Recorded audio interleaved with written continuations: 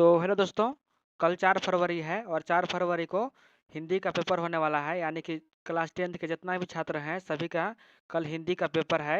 तो ये वीडियो को देख लीजिए। यदि आप इस वीडियो को अंत तक वॉच करते हैं तो आप लोगों को यहाँ से 2 से 3 क्वेश्चन को जो है वो बोर्ड एग्जाम में देखने को मिलेगा। तो वीडियो को अंत तक वॉच कीजिएगा।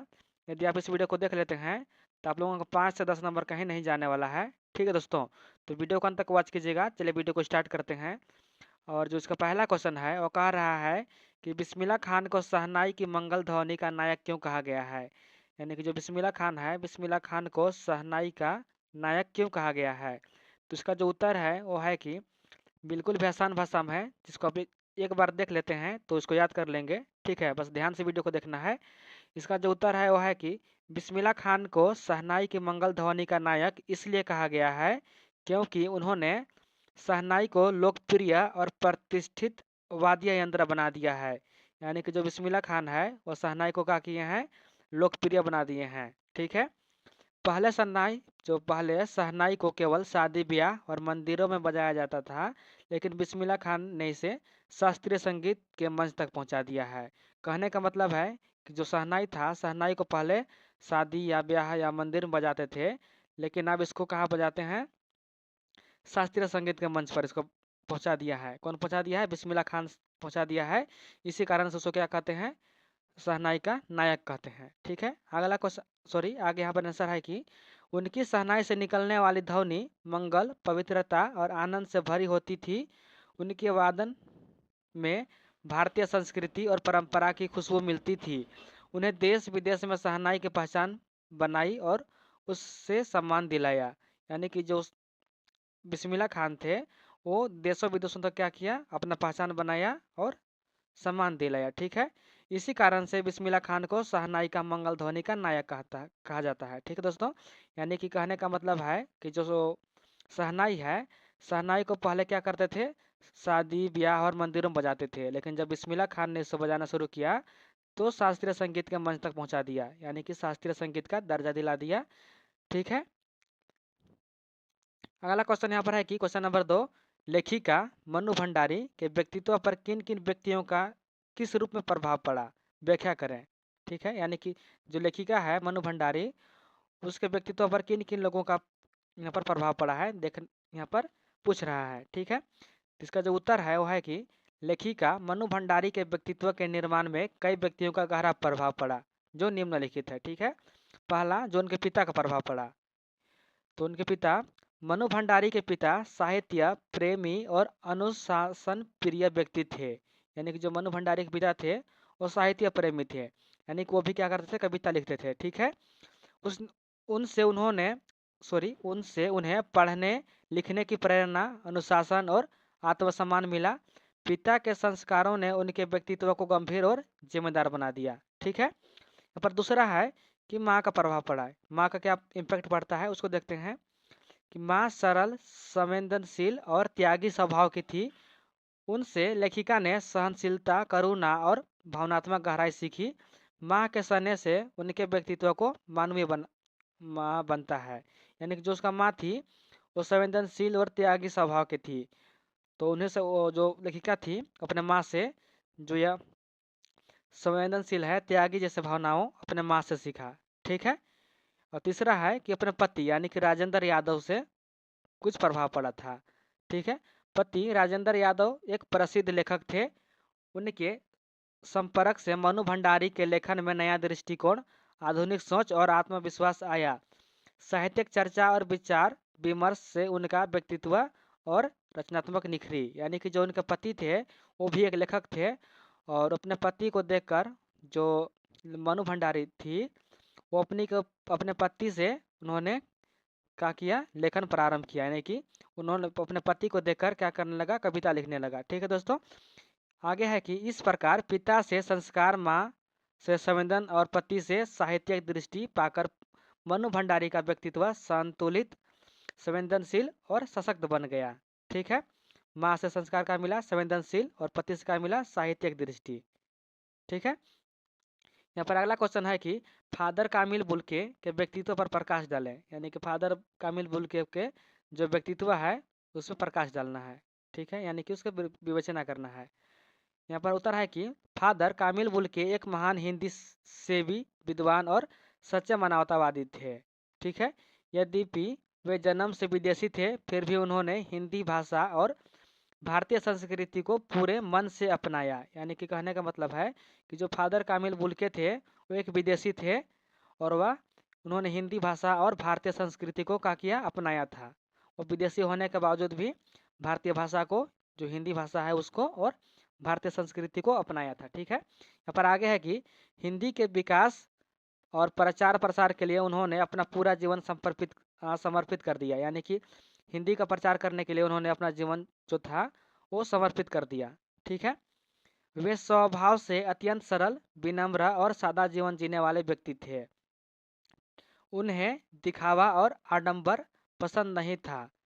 यानी कि वो किसी भी प्रकार का दिखावा नहीं करते थे, वो सादा जीवन जीते थे। यानी कि वो साधारण व्यक्ति थे, वो साधारण जीवन यापन करते थे। ठीक है, उनका व्यवहार सभी के साथ प्रेम और समानता का था।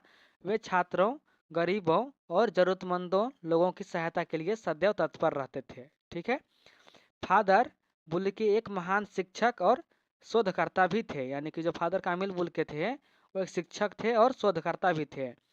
हिंदी साहित्य को उन्होंने विशेष रूप से शब्दकोश निर्माण के क्षेत्र में समृद्ध किया। उनका हिंदी कार्य हिंदी भाषा के लिए अमूल्य योगदान है। आगे है कि वे धर्म, जाति और देश के भेदभाव से ऊपर उठकर मानवता को सर्वोपरि मानते थे। उनका व्यक्तित्व त्याग, सेवा, विद्वता और सच्चे हिंदी प्रेमी का आदर्श उदाहरण है। यानी कि कहने का मतलब है कि जो फादर कामिल बुल्के थे वो विदेशी थे, लेकिन विदेशी होने के बावजूद भी उन्होंने क्या किया था कि जो हिंदी संस्कृति है, परंपरा है, हिंदी भाषा को उन्होंने अपनाया था। ठीक है, यहाँ पर अगला क्वेश्चन है, क्वेश्चन नंबर 4 कि मृग तृष्णा किसे कहते हैं? छाया मत छूना कविता में इसका प्रयोग किस अर्थ में हुआ है? यानी कि जो मृग तृष्णा है वो किसे कहते हैं और छाया मत छूना जो कविता है उसमें किस प्रकार का प्रयोग हुआ है?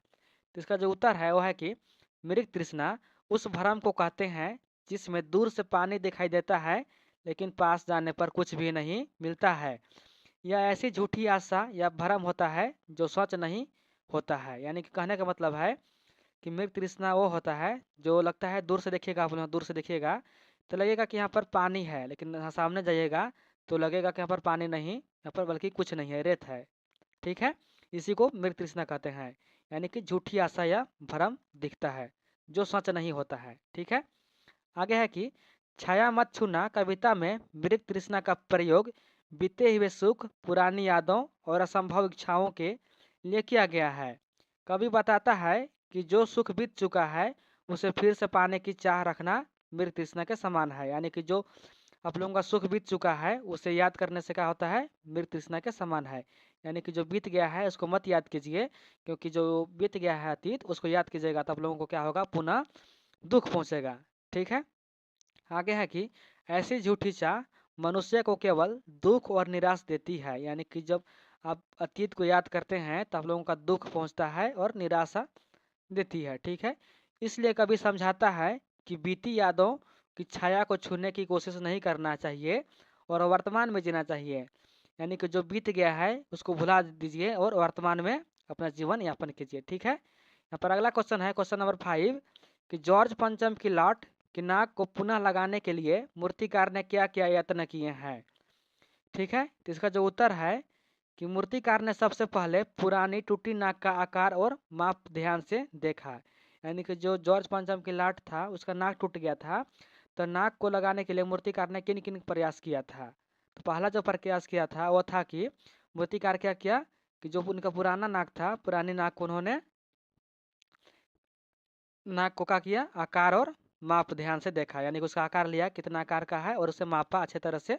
ठीक है, दूसरा जो प्रयास था उसने पत्थर सीमेंट से नई नाक बनाने की कोशिश की ताकि वह पहले जैसा लगे। उन्होंने कहा कि पत्थर और सीमेंट से नया नाक बनाने की कोशिश करने लगा ताकि क्या लगे, वह पहले जैसा लगे। ठीक है, तीसरा जो प्रयत्न किया कि नाक को सही आकार देने के लिए उसने बार बार तराशा और सुधारा। यानी कि जो नाक था उसको सही आकार यानी कि जो पहले जैसा दिखने के लिए उन्होंने बार बार तराशा, यानी कि बार बार उसे तराशा, ठीक है, और सुधारा ताकि वह पहले जैसा नाक लगे। ठीक है, चौथा में है कि तैयार नाक को लाट पर लगाने के लिए जोड़ने के कई तरीके अपनाए। यानी कि नाक तो तैयार हो गया था लेकिन उसको जोड़ने के लिए कई सारा प्रयास यहाँ पर प्रयास किया मूर्तिकार ने।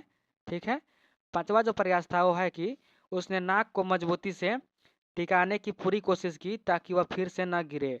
जो नाक था, नाक को टिकाने का पूरी कोशिश किया ताकि वह फिर से ना गिरे। ठीक है, इन सभी प्रयासों के बावजूद नाक ठीक से नहीं लग पाई। लेखक ने इसके माध्यम से औपनिवेशिक सत्ता पर व्यंग किया है और बताया है कि अब जनता के मन में उस शासन के प्रति सम्मान नहीं रहा।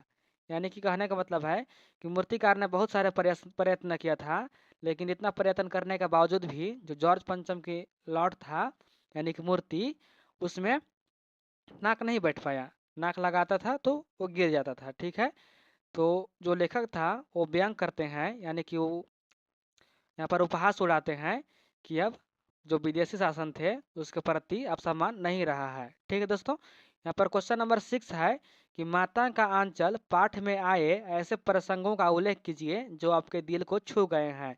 यानी कि माता का आंचल जो है वहाँ पर कोई एक प्रसंग का उल्लेख करना है जो आपको दिल को छू गया है।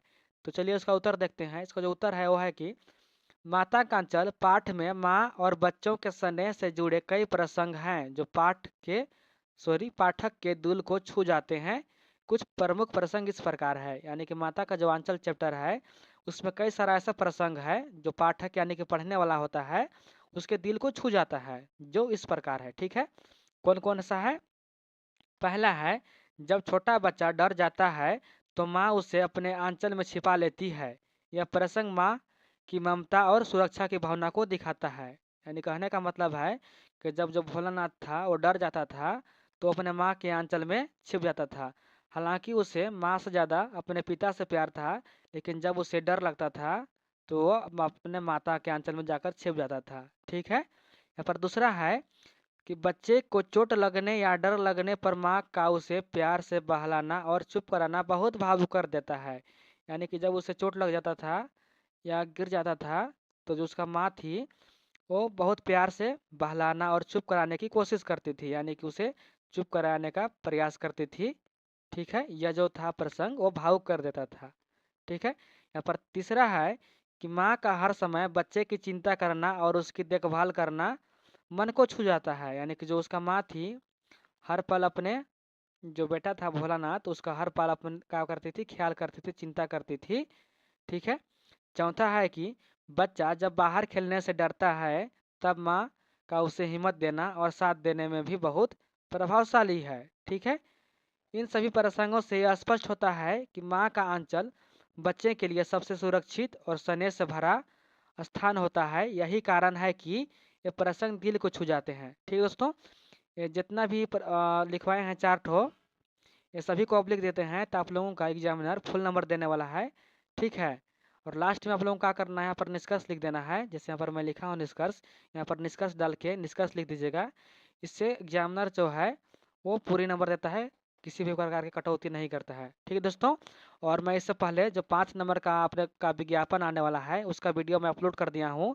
यदि उस वीडियो को नहीं देखे हैं तो इस वीडियो को देख लीजिएगा। मैं उसमें डिटेल के साथ बताया हूँ कि विज्ञापन कैसे लिखना है, किस प्रकार से विज्ञापन लिखेंगे कि आपको फुल में फुल नंबर मिलेगा।